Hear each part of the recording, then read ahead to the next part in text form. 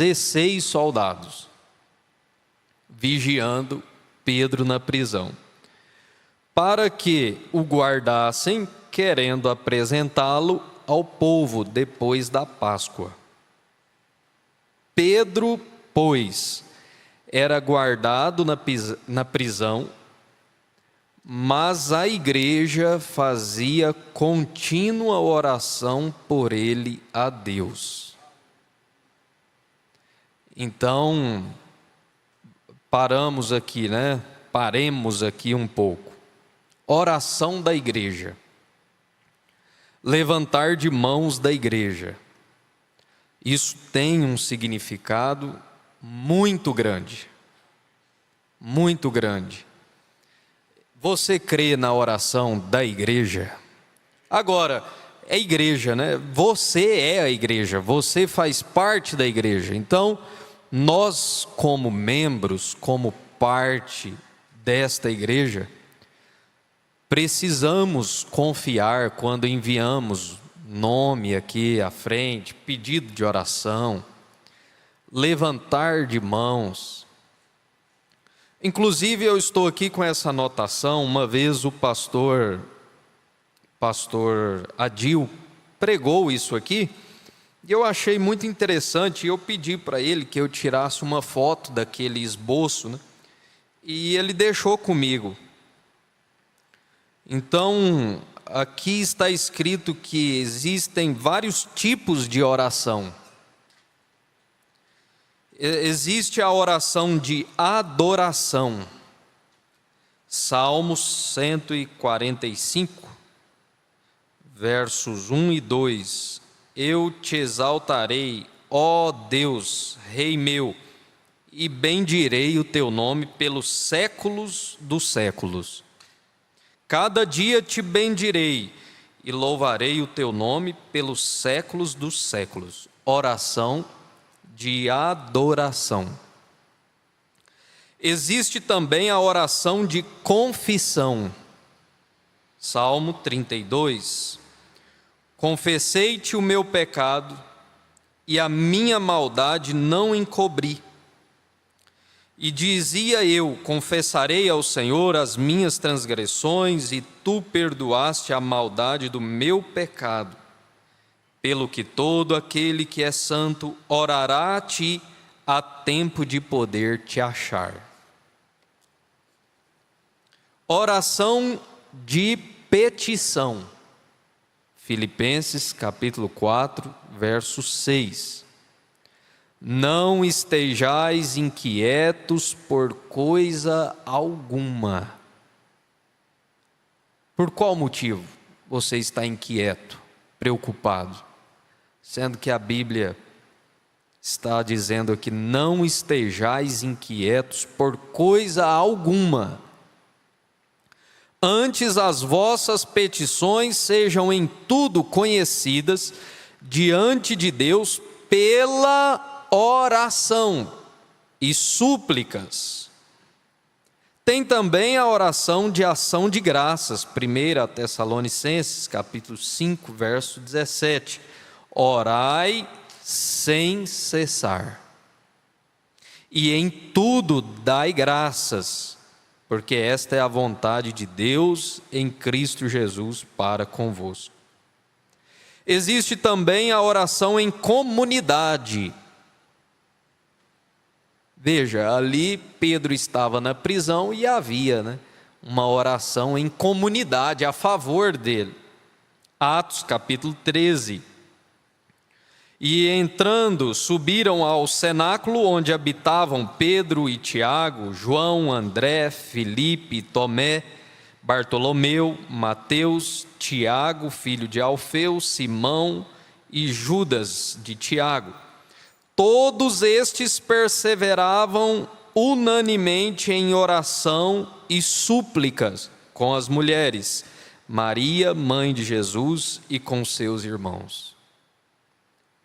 Oração é visto como um meio de comunicação entre a pessoa e Deus, onde se expressa gratidão, adoração, confissão, pedidos e intercessões. Paulo falou, né? Lembrai-vos dos presos como se estivesseis presos. Essa é a oração que funciona, é a oração com sentimento sacerdotal. Orar pelos presos como se estivesse preso. Orar pelos doentes como se estivesse doentes. Orar pelos filhos dos outros como se fossem os nossos filhos. A oração é um relacionamento vital na fé cristã. O profeta tinha um lema, né? Pouca oração, isso estava lá no tabernáculo Brana. Pouca oração, pouca bênção. Muita oração, muita bênção. Nada de oração, nada de bênção. E nós ouvimos no encontro, anotei esse destaque, a oração é uma proteção. Quando você ora, forma-se um muro de proteção. Não necessariamente é a nossa presença física que protege. Porque você não consegue estar com seu filho o tempo todo. Seus filhos, por mais zelo, cuidado que você tem, eles não estão sob os seus olhos o tempo todo. Marido, a esposa, né? Pensando, que coisa, né? Uma pessoa na UTI fica o dia inteiro sozinha. A gente tem que confiar muito na equipe médica, né? Porque você deixa ali um parente, um pai, uma mãe, e você não pode ficar ali, não é permitida a sua presença física ali. Mas o que protege, irmãos, não é a nossa presença física, mas o que protege é a nossa oração. Quando você ora por alguém, aquele alguém está sendo protegido, né? E vamos voltar aqui em Atos capítulo 12. Pedro, pois, era guardado na prisão, mas a igreja fazia contínua oração por ele a Deus. E quando Herodes estava para o fazer nessa mesma noite comparecer, estava Pedro dormindo entre 2 soldados, ligado com 2 cadeias, e os guardas diante da porta guardavam a prisão. Atos 12, verso 6. E eis que sobreveio o anjo do Senhor, olha o anjo entrando em cena. Sobreveio o anjo do Senhor e resplandeceu uma luz na prisão. Coluna de fogo. Sobreveio o anjo do Senhor e resplandeceu uma luz na prisão. Essa coluna de fogo, irmão, tem guiado desde lá do deserto, né, de Israel, e veio vindo, entrou lá na prisão de Pedro, esteve sob o irmão Brana, se apresentou a Saulo no caminho de Damasco. Então, essa coluna de fogo está conosco. Você é protegido pela coluna de fogo. Então, o despertou, dizendo: levanta-te depressa. E caíram-lhe das mãos as cadeias, as algemas, né? Alguma coisa assim, algo que estava prendendo ele. E o que te prende nessa noite? O que me prende nessa noite? Que vício é esse que você não consegue largar? Mas eu te digo uma coisa: tem uma igreja orando por você, tem uma coluna de fogo, a coluna de fogo está na terra hoje, ouvimos aqui na escola. Ela só vai sair depois que nós formos raptados, arrebatados. Então não existe isso de eu não consigo vencer isso. caíram-lhe das mãos as cadeias, aquilo que estava prendendo ele. E disse-lhe o anjo: cinge-te e ata as tuas alparcas. E ele o fez assim. Disse-lhe mais: lança as costas a tua capa e segue-me. Era o anjo falando para Pedro, e saindo o seguia. Irmãos, 16 homens para olhar, para vigiar o Pedro, e não deram conta do recado. E não sabia que era real o que estava sendo feito pelo anjo, mas cuidava que via alguma visão. E quando passaram a primeira e a segunda guarda, chegaram à porta de ferro que dá para a cidade, a qual se lhes abriu por si mesma. Não foram eles que abriram, a porta abriu sozinha não, né? Mas tinha um anjo forte para abrir aquelas portas para Pedro. E aí nós vamos tirando lições, reflexões para nós aqui, né? Você, siga adiante, obedeça à voz do anjo. O profeta pregou uma mensagem com esse título. E vá caminhando, vá em frente, e as portas que estão fechadas, Deus vai abrir para você. Alguém aí pode estar precisando de uma porta ser aberta. Olha aí, isso aqui aumenta a sua fé. Estamos lendo Atos capítulo 12. Pedro estava imaginando ter uma visão ali, ele não acreditava que aquilo era real.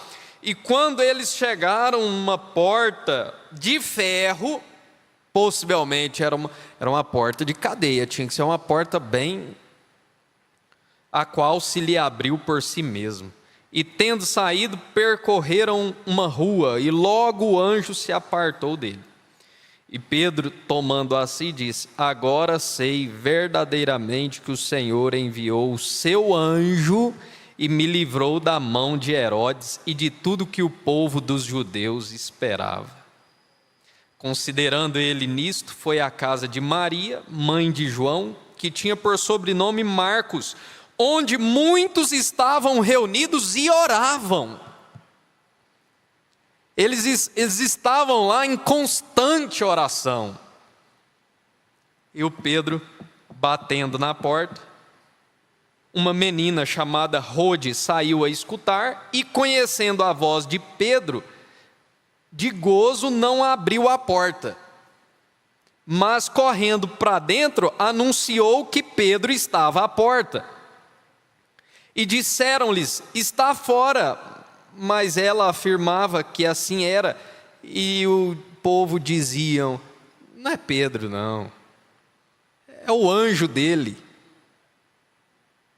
Mas Pedro perseverava em bater, e quando abriram, viram-no e se espantaram. E acenando-lhes ele com a sua mão para que se calassem. Não faz muito barulho não, porque senão o povo pode perceber aqui e eu voltar para lá de novo, né? Acenando-lhes ele com a sua mão para que se calassem, contou-lhes como o Senhor o tirara da prisão. E disse: anunciai isto a Tiago e aos irmãos, e saindo partiu para outro lugar. E sendo já dia, houve não pouco alvoroço entre os soldados sobre o que seria feito de Pedro. Quem tirou Pedro?